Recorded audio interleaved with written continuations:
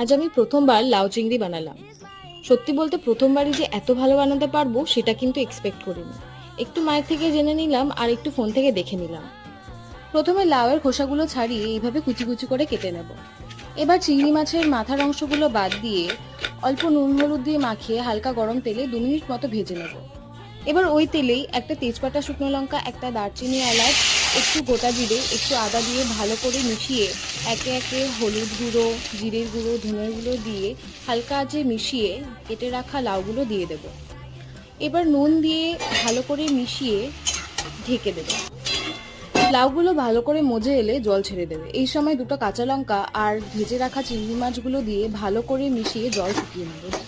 জল শুকিয়ে এলে একটু ধনেপাতা কুচি আর একটু ঘি দিয়ে ভালো করে মিশিয়ে নামিয়ে নেব। যদি তোমাদের রেসিপিটা ভালো লেগে থাকে তাহলে প্লিজ একটা সাবস্ক্রাইব করো আর লাইক শেয়ার কমেন্ট করো।